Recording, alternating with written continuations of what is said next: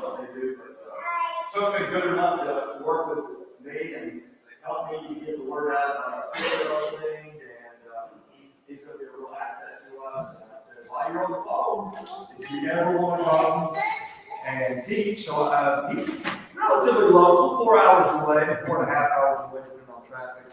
So hopefully we'll be able to entice him to come down occasionally until we find that full-time pulpit minister. But he will not be a stranger to us over the months ahead, hopefully.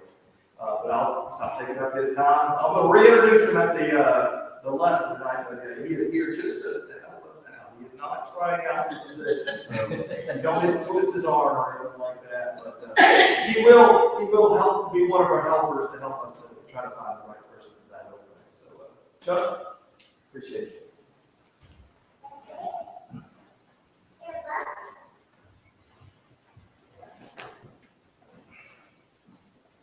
Good morning. Hope everybody's doing well.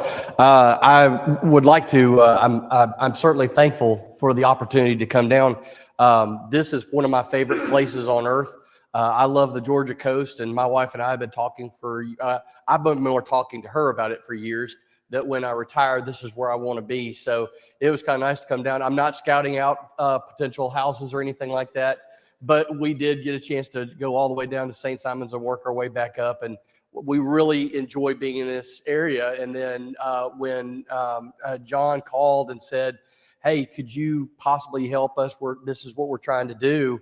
And then he said, if you know of anybody that might be interested in speaking on today's the 6th, right? Yeah, he said, if you know anybody that might be interested in speaking on the 6th, and the little light bulb went off, and I said, actually, I would like to speak on the 6th. And I called him back. He said, well, I kind of have a couple people that might be interested. And if that falls through, I'll give you a call back.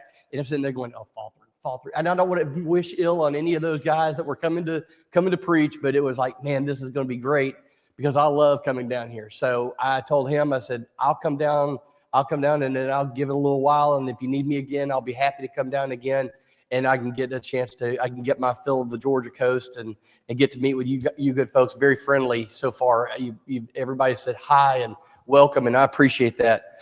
I want to reiterate what he said about for the longest time, since 1998, there was the Georgia School of Preaching. Many of you might have heard of it. Some of you might have even taken classes with it. We have a campus at Richmond Hill, so we are actually on this side of the state. We're not trying to be all localized up in the Northeast and in the mid. We like to move over here, and we have a campus. Riley Nelson has one over there off of in Richmond Hill, and I encourage you to take a look at it. I'm promoting his campus, so if you have any questions about it, I'd love to talk with you. But I'm the director of the Georgia School of Preaching. What once was the Georgia School of Preaching, now we are Citadel Bible Institute. Because as John said, we outgrew the name. We're no longer just in Georgia. We're no longer just a preaching school.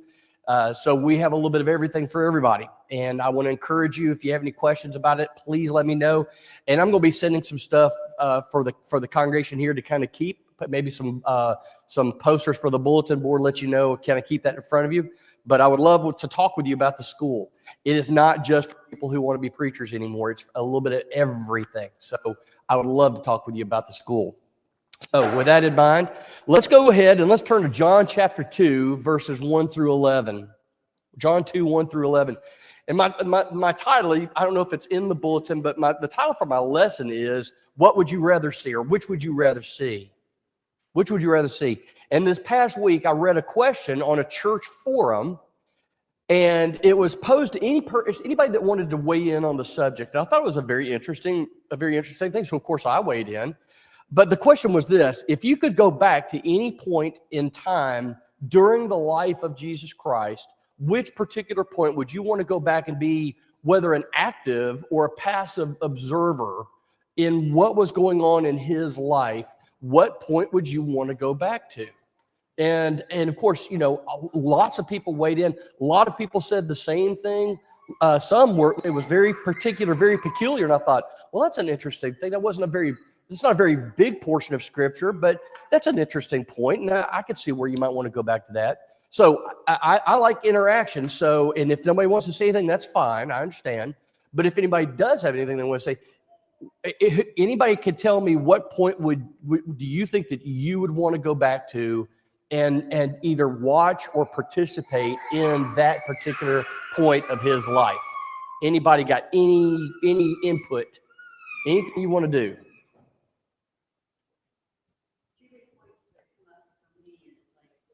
Super curious about he's a child and his interaction with his parents and all of that. Yeah. And then you said Jesus' feet while he's teaching. Oh, yeah. Two big points that I don't know which I would take, but yeah.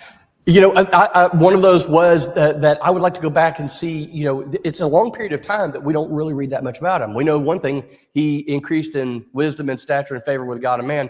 And then there's this sort of a blank period. So it would be interesting to see, those of us who have had children, you know their stages of development. You know how they go through, how they get to this point, how they get to this point. And you watch as either their faith grows or their faith wavers, and so forth and so on. We know, but Jesus was a human being, and he was as human as he was God. So he did certain things. He had developmental stages and all of the stuff that goes along with children. So it would be kind of nice to see his interaction both with his earthly parents and with his heavenly Father and with all of the people that surrounded him, because he lived in a place with people that loved him. That's the way that the Jews lived back then. There was a village, and everybody watched out for one another. So yeah, that would be one. And yeah, the idea of following him around, and it says that he said and did things, so many things that the book can't contain everything that he said and he did. So, we get what we call the highlights of all of his ministry. But there's some things I would love to have heard, some of the things he told his disciples as he's walking through, and some of the multitudes that maybe have heard of him and may believe kind of what he's saying, but they don't really understand, and him having to tell them these things and explain them. I think that would be a fantastic way to spend a lifetime, is just walking, following him around. Absolutely. Anybody else got someplace a particular time that they would love to go and just watch what's going on? The time after he appeared after the resurrection. Okay. That time when he was basically proving that he was resurrected to his followers. Yeah. One after another had to be. They shouldn't have been shocked, I guess, but it's still a shock. It is, and the idea that they in many ways didn't understand what it meant anyway. I think by and large most of them were shocked when he was arrested and put to death. They didn't know what was going on. They were still questioning, is now when you're going to restore the kingdom? I mean, their idea of him. What do you mean he's going to? Okay, I can see where he could be arrested, because he's kind of creating a hard situation for these guys in Jerusalem and what's going to happen here. But the idea that he would be arrested, and before, every time he's been able to do it, he's walked away, and now he's being arrested. Okay, now he's being put on trial. Now he hasn't done anything wrong. Now, okay, they'll let him go and they'll give him a warning, and then we'll go back to our ministry. It's like, hold on, where are they taking him? And now they realize, no, this isn't over. They've just started with him. They're going to what are they doing to him now? They're whipping him. Well, maybe now that they've whipped him, they'll let him go. No, and it just goes all the way up until they watch him carry that cross up to that hill and watch him be crucified. So yeah, it would be a terrible thing. But then they scatter, they're scared, they're huddled together, they're circling the wagons, and then all of a sudden, we get word, right? And they run to the tomb, and he's not there. Oh, what have they done? What atrocity is this? And then he appears bodily to them. He says, I'm touching you like I touched you before. You could see me the way you saw me before. I am what I was before, but things have changed now. It's not going to be the same as it was before. Yeah. What else? Anybody got anything else? I know I had mine. Well, I'll tell you what, let's do this. Let's go. And I thought this was kind of interesting. Some people said that they would like to go back to watch that very first miracle. Remember, what was the first miracle? The wedding, right? The wedding at Cana. So he goes and let's look at it. It says, we see Jesus invited to this wedding feast, as many people were. Wedding feasts were big deals. Weddings were big back then, probably even more so than they are today. Maybe cost less, but they were more fancy. They were bigger in scope than they are today. So he's been invited to this wedding with his mother and his disciples, and apparently, I didn't go into all of the study about what happens with weddings, but they're very ordered. They're things that you do, and they go in order until the wedding feast at the week is out. And what's happened? He goes in there, and pretty soon they come and they say, his mom comes up to him. You know, moms, what are you going to do for mom? You do anything mom wants you to do because it's mom, right? So his mom comes up and she says, comes up to him and she probably brings him over because she doesn't want to embarrass anybody. And she says, they have no wine. They've run out of wine.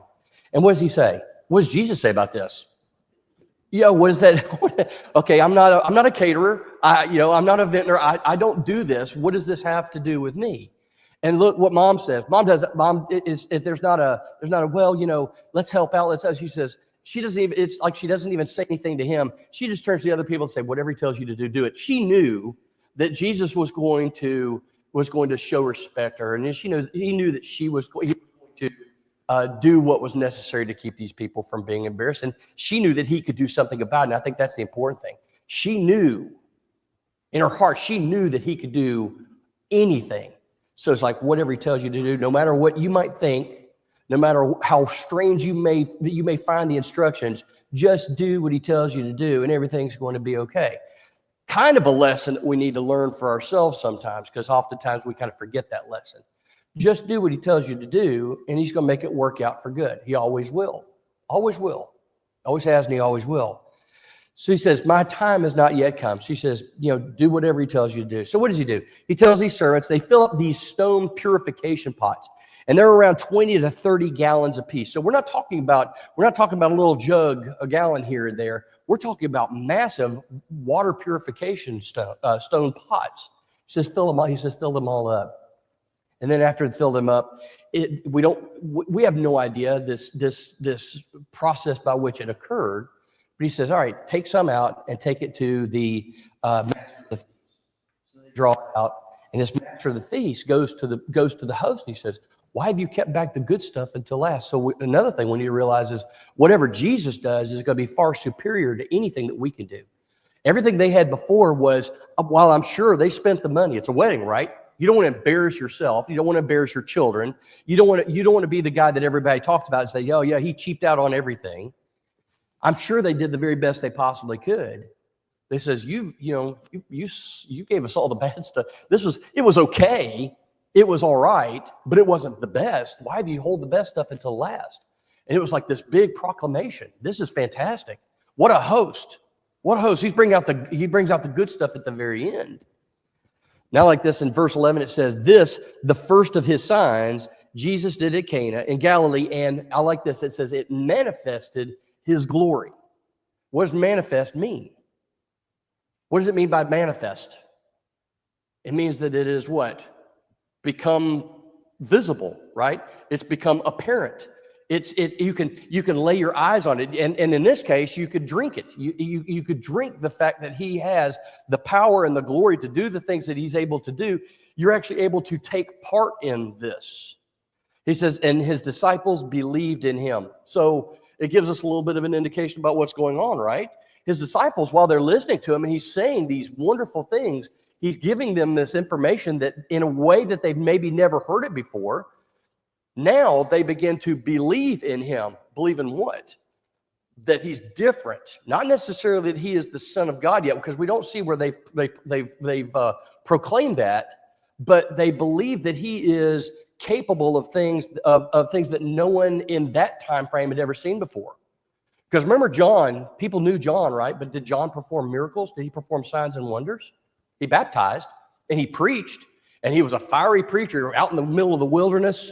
People coming out to him, and he's wearing this crazy outfit, this getup, and I imagine he's one of those fire and brimstone preachers. And you've probably seen fire and brimstone preachers in the past. We've kind of gotten a little away from that a little bit, but you still have some folks that get up there and they want to pound the pulpit. That's the kind of preacher he was. But never do we see John raising somebody from the dead. Never do we see John changing water into wine. Never do we see him restoring somebody's sight. But he had words of wisdom, and he had words of power, and he came in power, and he proclaimed those things. But now they're seeing, okay, wow, we may have listened to John, and he told us things that we never heard before. This guy, Jesus, this Jesus is something completely different. He's unlike anything we've ever seen before in our lives. How long has it been since they'd seen a miracle? Many of them probably never seen anything that even come close to a miracle. Never mind the people that were, they were con artists. But these are people, this is a genuine thing. They know what's happened here. All right. Now I want you to think about this point. What this steward says, the master of the feast says this: you've kept the good wine until now. I want you to think about this. Think about God had sent his prophets from the time, from as far back as you could possibly find in antiquity. In the scriptures, you read about prophets, and there were prophets from almost the very beginning. There were people who spoke the word of God. They were bringing the wisdom of God to people who needed to hear the wisdom of God. But what do we see? What do we find out what Jesus says? Jesus confesses John the Baptist, doesn't he? He confesses his name. He says, there is no one born to woman that was as great as John was. So this tells us that the prophets in the past, there was a succession as they got bigger and they got greater and they got greater, and it culminates. Now think about this. It culminates. The greatest of the prophets was John. But even then, what was God doing? He was holding back the best until the last. He gave his people everything they possibly could use. All of these prophets, every one of them, but the greatest he held back until the very end. I think that's just fascinating. He waited because he had something greater than everything else. But he wanted to make sure that everything else had been exhausted because it was happening on his timeline, not anybody else's. He says, now is when I'm going to send my very best. And that's exactly what John does. As Jesus confesses John, John confesses Jesus. Remember, he's walking. He says, behold the what? What does he say? The Lamb of God. Behold the Lamb of God. You wonder, why did somebody didn't say to God, he's like, why have you held back the best until last? Why did you wait this long? Because it needed to happen that way. It needed to happen that way.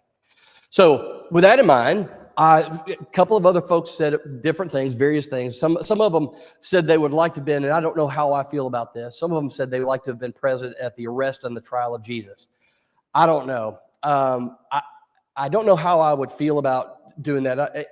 I don't know if I would want to be some passive observer that just simply wanted to see what happened. I don't know if I would want to be involved in that because I don't know how I would feel. Everybody likes to think that, if I'd been there, boy, I wouldn't have let that happen. Or I would have confessed Jesus. I wouldn't have denied him like Peter was. Where we would have been? Likely, we would be in the crowd and we would be shouting, give us Barabbas. That's likely where we would be because we're human beings. We're human beings. And we would probably have been the person shouting, away with him, crucify him. We like to think that we would be greater than that, but truthfully, we're human beings and we are prone to error. If you think about it, even the closest people to him scattered when he was arrested and when he was tried, and only a couple were even present at his crucifixion that we read of. And we like to think that we would have been greater than that, and I don't think we would have been. I think we might have watched it, but we would have watched it from within a crowd from afar, watching it happen. And if we had been asked, are you with him? We probably would have done the exact same thing that Peter did and say, I don't know who this guy is. I don't want any trouble. I wasn't there. Not me, not me, not me. So let's look at John chapter 18. Some people said they want to test their loyalty like Peter's loyalty was tested. And we find that in John 18, verses 24 through 27. It says, now Simon Peter was standing and warming himself. So he was in proximity, but he wasn't, he wasn't arm in arm with Jesus saying, if you go on him, you're going to take me too. That's not where he was. He was in the crowd and he was warming himself by the fire because they're engaged in an illegal trial in the middle of the night, which they're not supposed to do, but that's where they were. It says, so they said to them, you are also not one of his disciples, are you? Now, here's Peter. Remember, not too long before this, what did Peter say? What did he affirm to Jesus would happen? Never, we will not let this happen to you. It will not happen to you. So here's Peter's chance, right, to put the rubber to the road, right? Put his words where his put I'm trying to remember the name of what's the phrase? You got to put the rubber to the road, put something where his mouth is, or, I can't remember, whatever the phrase is. This is his chance, okay? This is his chance to really do and show the kind of person that he is. Is he going to be that disciple that he thinks he is? Remember, he says, no matter what these guys do, he's kind of like throwing his fellow disciples to the wolves. He's like, I don't care what these guys do. I'm not going to, I'll go to the grave with you. That's not I'm that way. I'm that kind of guy. So what happens? He said, you're with him, right? You were one of those disciples. You were one of the guys that came into Jerusalem with him, weren't you? He says, he denied it and said, I am not. Man, how simple it would have been to drop that last word, right? And say, I am. I was with him, and let what happens. We know that Peter's going to die in the service of Christ anyway. What better time than now? But that was not God's purpose. He had no intention of Peter being crucified next to Jesus Christ. He had a lot of work for Peter to do. He says, it was so simple for him to say, I am, but he didn't. He said, one of the servants of the Most High Priest, a relative of the man whose ear Peter had cut off, asked, did I not see you in the garden with him? Yeah, you did. But what does Peter say? No, it wasn't me. I wasn't there. I mean, you think about what a huge grand stand that would have been for him to simply accept it and confess it, but he doesn't confess it, does he? He says, and at once a rooster crowed. Now, I think a lot of us, when we read this passage, we can't help but compare ourselves to Peter. Oh, I'm sure I would have confessed Christ. I would have remained loyal despite everything that's going on, despite being a fallible human being. I would have been the one that confessed and stayed loyal and stayed faithful in all of this. But the truth is, right, our loyalty to Christ is required of us every single day. Now, thankfully, I'm very thankful that we don't live in societies where that's going to be too much of the case. When somebody asks us if we're a Christian or asks us if we follow Christ, it's not typically followed up by, if you are, we're going to arrest you, we're going to put you to death. We're going to scourge you. We're going to cast you out. We're going to take away your employment. We're going to force you from your home. We're going to put you in prison. We're not typically found to be in that situation. At least most of us, I think, on a daily basis.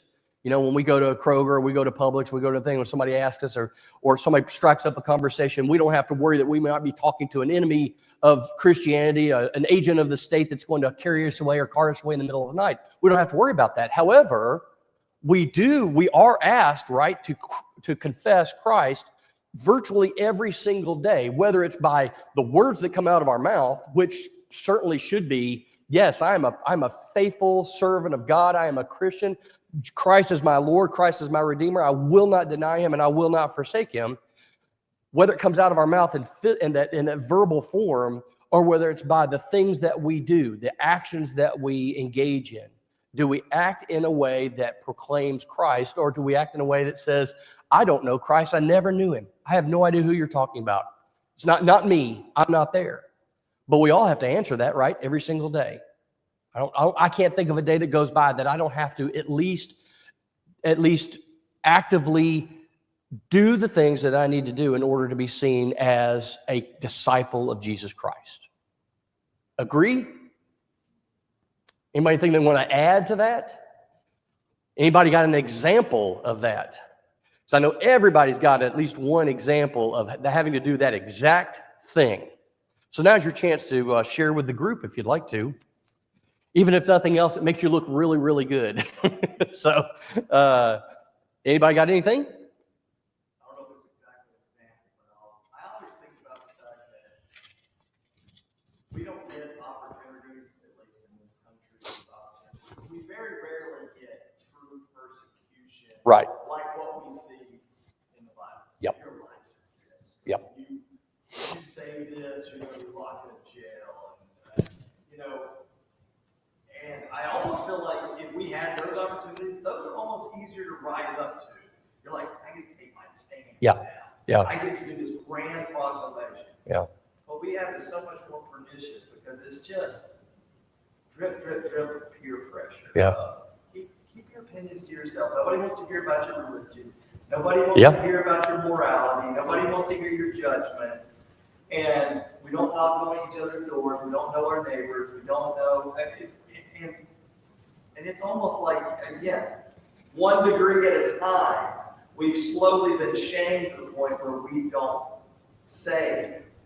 I mean, I think all of us, to our own shame, can say, yeah, I have some coworkers that I've known for 10 years, or I've known and I've never really had a conversation about this.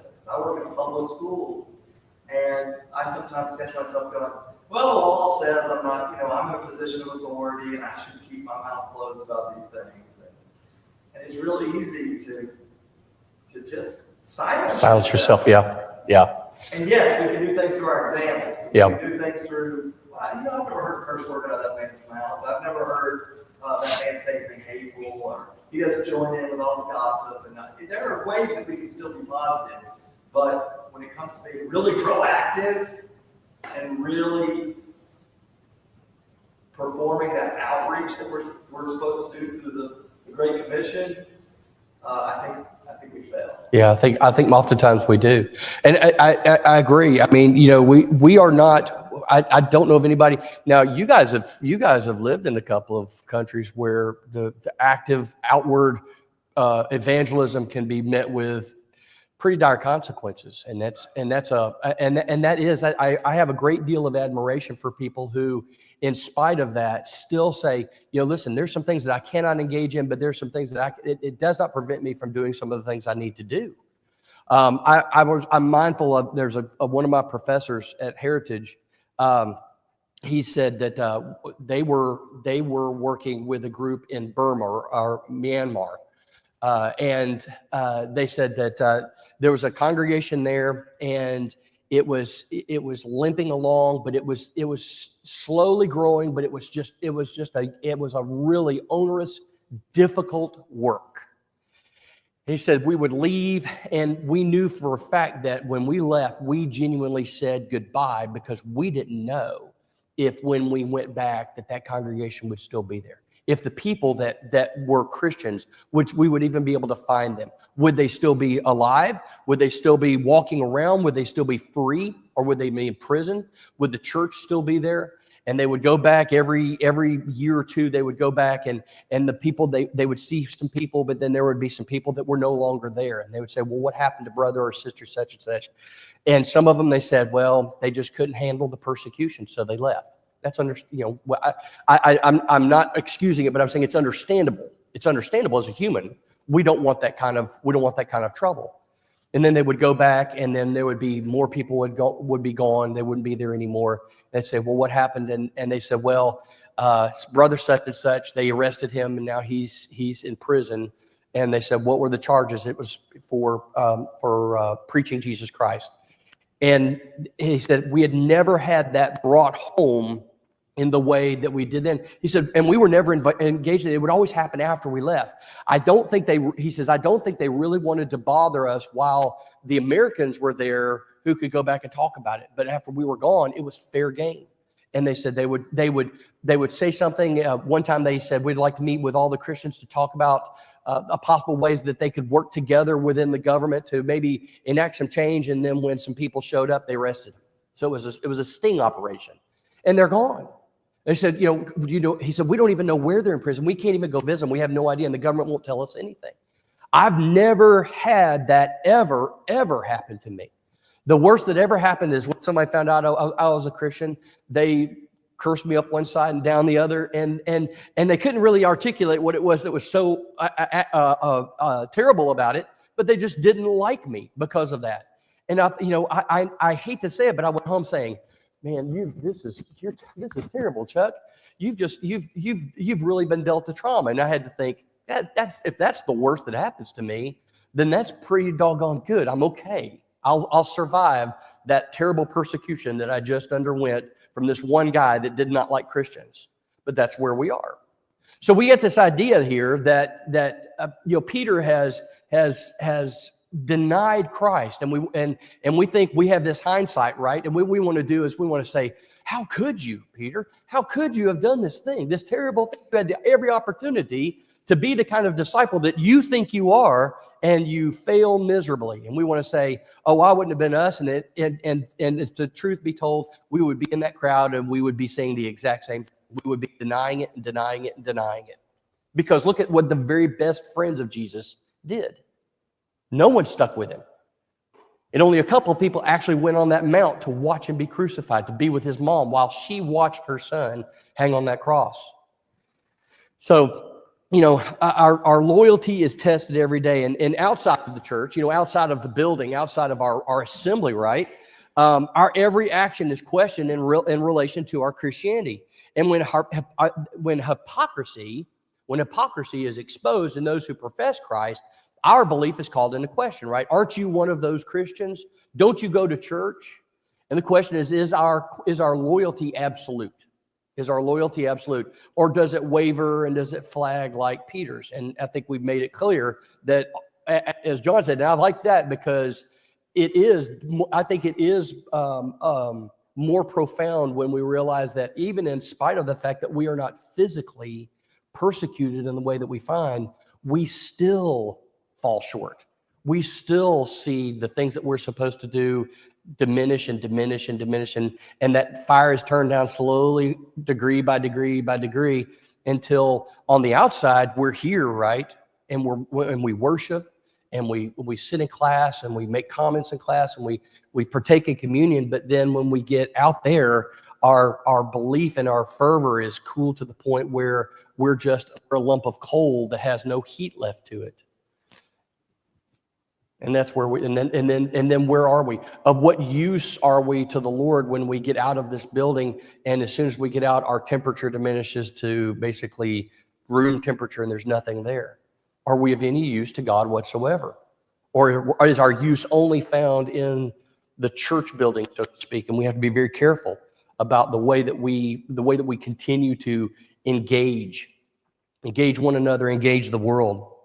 I said that I saw this question and I felt, I have to answer this question. I can't let that question go by. Everybody else is putting something in there. I've got to say something, right? So I had to admit the point that I wanted to have been present at, probably more than anything else, and discounting everything else, I would like to have been there when Jesus ascended. Those last couple brief moments that he had with his disciples before he ascended to heaven, after he said goodbye to everybody on that mountaintop. And in Matthew 28:16-20 gives us the account. It says, when the 11 disciples went to Galilee, to the mountain which Jesus had directed them. And when they saw him, they worshiped. But what happens? When they saw him, they worshiped, but some did what? Some of his disciples still did what? They doubted. They weren't quite sure what was going on. After everything had happened, after all of this miraculous, these events over the past month, everything that had been occurring, everything that happened that week in Jerusalem, they still doubted. They weren't quite sure. They didn't even know if he had actually risen from the dead. Had he just been unconscious? Had he been just asleep? What had happened to him? So Jesus is going to quickly, by the way, put an end to all of this doubt. Of that, there's no question. He says, I've got to extinguish that doubt anyway before I leave. I can't leave them in a state of flux. They have to know what's going on. He was going to give his final instructions to those who believed. And this is what he says. And Jesus came and he said to them, all authority in heaven and on earth has been given to me. Now, what does that mean? All authority. That means that it's kind of like, who had I had an older sibling that was in charge when mom left, and you got to make all the rules. No matter how weird and obscure and onerous they may be, you got to make all the rules concerning your younger siblings. I got to do that one time, and it backfired on me. I have to say, I made some rules and regulations for my sister that were foolish at best. But when mom came back, she heard all about it from my younger sister, and then I heard all about it from mom. But that's not what's going on here, is it? This is not that kind of a thing. God is simply saying that Jesus is the king of this world, not the ruler. Satan is the ruler of this world because Satan has a greater hold on the world than Jesus does. But Jesus is king. He says all authority. That means what? Everything that Jesus says, which, by the way, would have come from the Father. Whatever he says goes. However he sets up his church is the way it's going to be. However he says worship him, that's the way it's going to be. However he says go into the world is how it's going to be. However he says to convert people and to bring people to him, that's the way that it has to be. Whatever he says goes. So all authority and on heaven, in heaven and on earth has been given to me. I am this, essentially, as Truman said, the buck stops here. Everything is wrapped up in me. This is not him glorifying himself. This is God glorifying him. This is my son. Hear ye him. All authority is in him. Look to him for everything. I'm giving this for him to do. He says, go therefore. Now he gives them these final marching orders. That's the last marching orders he'll give them in the flesh. He says, go therefore and make disciples of all nations. Now what had happened before this? He had said, I want you to go, but I want you to go to who? The limited commission. Who was Jesus sending his disciples to? The lost sheep of Israel, right? He was sending them to their fellow Jews. He says, I want you to go to them. We need to make sure that these people understand preparing the way for the kingdom. So he says, I want you to go 2 by 2 to these folks. Now, that has been put aside. You've gone and you've done everything that you possibly can for them. Now, what I want you to do is I want you to go into all the world. I want you to make disciples of all nations. This is no longer reserved for the people that we feel comfortable with, the people that we have some relation to. This is everybody. No matter who you come in contact with, God has decided that they have the right to hear about the kingdom of heaven. He decides it, not us. Because what happens if mankind is given the right to decide who gets to hear about Jesus? What are we going to do? Sadly, what are we going to do? Well, I don't think that they would never want to hear this. I don't think that they would be interested. They don't look like me. They don't sound like me. They don't dress like me. They don't eat the same things I do. They don't live in the same places I do. They don't have the same kind of money, educational background, whatever it may be. That, unfortunately, is human beings making rules for human beings. But Jesus says, I want you to go and make disciples of all nations, baptizing them in the name of the Father and of the Son and the Holy Spirit, teaching them to observe all that what? I have commanded you. Not make up your own rules, not make up your own creed, not make up your own scriptures. You teach them what I have commanded you. Why? Because all authority has been given to me. I make the decisions. You follow the orders, you follow the commandments. And when you do that, I'm going to bless you. But if you don't, I'm not going to bless you. I'm going to curse you. And this is what happens. Teaching them to observe all that I have commanded. And I like this because this is kind of like the final. This is what's going to happen. But I want to make sure that you're confident. I want to make sure that you're okay with this. And he says, "Behold, I am with you always." Now, for folks who get ready they've seen him being carted away and arrested. They've seen him crucified. They've seen him put in a tomb. Now he's getting ready to leave them again. They're thinking, how are you going to be with us always, even to the end of the age? Well, he tells them what he's going to do, right? He says, I want you to go to Jerusalem. He gives them instruction. I want you to go to Jerusalem, and I'm going to send a helper. And that helper is part of me, and I'm part of it. We're both part of God. But this is what I'm going to do. I'm going to send you a helper. I'm going to send you one that will instruct you. I'm going to send one that is going to tell you what to say and tell you where to go. This is what I'm going to do for you. I am with you. Don't worry. Because this would be their biggest fear. They were already scared when he was carried away for that short period of time to be executed. Now he's going to be gone from them. They're not going to see him in the flesh again. This is it. He says, don't worry. Don't worry. He's already told them, he said, I'm going to prepare a place for you. He says, and then I'm going to receive you to myself. He says, you go and I'm going to be with you. So don't worry. For us today, go and do and don't worry. We worry too much, don't we? Oftentimes we worry way more than we should. Shouldn't worry at all, but that's easy. That's easy enough to say, but that's difficult to put into practice. But we're not supposed to worry. We're not supposed to fret. We're not supposed to be that concerned because Jesus is with us. We don't need to worry about that. So he gives us this, he gives his disciples, and by extension, right, he gives us this command. And that command is to go.